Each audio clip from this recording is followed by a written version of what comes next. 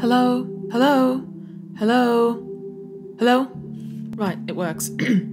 I haven't made one of these in a while, but at this point I suppose it's warranted. 2014 is now gone and good bloody riddance to it. Many of my lovely subbers will know me from the Lord Shen documentary that I made back in 2011, as well as my music videos on my YouTube channel, or perhaps have seen me much more active on my DeviantArt account. So I'm sure some of you will now have heard by some word of mouth, including my own, about the other YouTube projects I have in the works, mainly countdowns and analytical studies. I'll honestly say that the next large one is the top 10 Kung Fu Panda characters, I can confirm that. As you can see, I do have some parts complete and uploaded on my YouTube channel, but they're uploaded as unlisted. I'm just waiting to complete the other parts to make it fully public.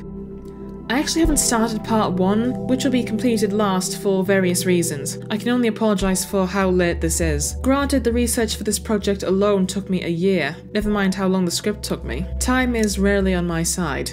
I would have made more of a haste to get these finished if not for the many external factors that have kept getting in my way. So I just want to take this time to let you know why things have been so delayed so much and what I'm trying to accomplish now. Also, I may need some advice, so if anyone has any answers to help with some queries that I may ask, though I can't remember if I do ask any, then that would be grand. A lot of aspects in my personal life kept getting in the way, such as one major event that happened in September of last year. I won't say what it is here, but I'll put a link in the description to my journal entry on the matter that pretty much explains the whole thing. So that trauma, combined with the massive stress of work, has left me with many problems and nowhere to express them. Especially as I'm doing this work on my own. I know some fortunate people will have a team of people to help them out on these types of projects, but sadly I'm all on me Todd. But as far as my health goes, physical and mental, I'm greatly improving, one more than the other, but still getting much better nonetheless, in spite of those especially taxing days. Another problem is that one of my laptops completely died, and so I had to wait a little while before I got a desktop Mac, putting a lot of my projects on hold for a long time, including a lot of my artwork. So now I'm just getting used to the iMovie and put things together, rather than Pinnacle, which is what I used before. You'll be happy to know that I've made a start on the next part of the countdown. Plus it means that I can have full HD videos again just from publishing, instead of using the 3GP converter from the YouTube download studio. And yes, that is seriously how I used to make my videos HD. Oh, and speaking of quality, I also realised that I would do well to get better audio quality. I've been observing what other analysts I admire look for and what turns them off a video, one of which is poor audio quality. So I took note of the one that Digibro and Game Theory uses. Much to my dismay, it was very expensive. At first, I bought an Audio-Technica AT2020 cardioid condenser microphone, only to soon realise that it wasn't the one I was looking for. Rather, I should have gotten the Audio-Technica cardioid condenser USB microphone, which connects straight to the computer and sits on the tabletop. At first I tried looking for the cable for the first one separately, but I had no luck. But eventually I did put some cash together, returned the old one, and finally managed to buy the right one. Did a test run, and the audio quality does sound absolutely great. In fact, this is what you're listening to me with right now. I know some people may still be wondering about the still missing parts of the Lord Shen documentary that couldn't be uploaded to YouTube due to the whole copyright malarkey. I'm still working on methods to re-edit those parts, mainly part 2 especially, which really keeps bugging me. So as soon as I've got more comfortable with the video software, I'll do my best to sort it out. In between working on these larger projects, or in cases where I couldn't work on them, I mainly keep trying to improve my artwork along with something else, which I'll get to soon. Most fellow artists will know that we keep doing what we do constantly to improve our techniques before we can reach what we believe to be our best quality, especially if it attributes to some bigger plans we have in mind. Anyone who knows me will tell you that I am my own worst critic. I mean, I cringe slightly when I see the Lord Shen documentary back. I'm so glad to hear that people really like it, but knowing what I know now, oh, I cringe a bit. So I can only hope that the future projects will be of a higher standard and better quality, knock on wood. Something I know most of you aren't aware of is that I'm also a writer. Granted, I don't really write fanfictions or release them, even though one idea has been tempting me, but my love of analytical disciplines concerning storytelling mediums, reviewing, and even drawing all really come back to my love of storytelling and experiencing stories since I was a kid, even if it was just mainly for myself. In these recent years, however, I finally come up with a concept for an original comic series that I wish to publish, which I have been keeping very close to my chest, save for a few select friends who know my secret series and some of its ever-changing content. This is arguably what I'm working on the most every single day.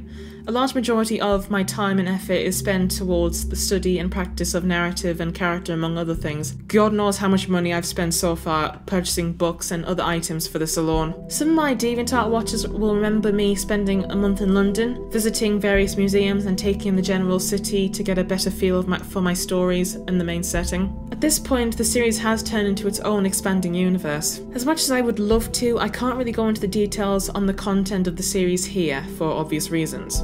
And my said selective friends have been persuaded to keep things on the DL for me. But I suppose I can definitely tell you that the main inspiration and key element to my stories are these things. So yes, Lord Shen did indeed change and improve my life a lot more than I thought he would, giving me this immense fascination with peacocks, and I'm certainly happy to be working on this series. I've been encouraged to write a pilot storyline or graphic novel as a means to finally set up the series and get a ball rolling. Or at least a rough draft. I'll be happy as soon as I at least get that done. I suppose the best part about leaving the pilot storyline till later is that you get an idea of how things are going to build up, which pieces fall into place best of all, and slipping in little Easter eggs to foreshadow events and things to come. Because if you know me, I bloody love my Easter eggs, whether the story ones or the chocolate ones, I'll take either of them. Can't wait till Easter comes around. Which ones I'll get. Anyway.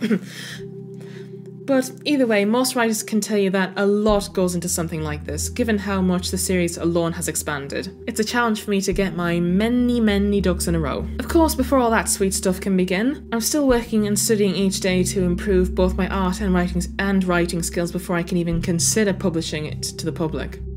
One of the many aforementioned purchases include the audiobook Story by Robert McKee. My uncle, who lives and works in Los Angeles, he recommended this audiobook to me as he says this greatly helped out even professional writers that he knows.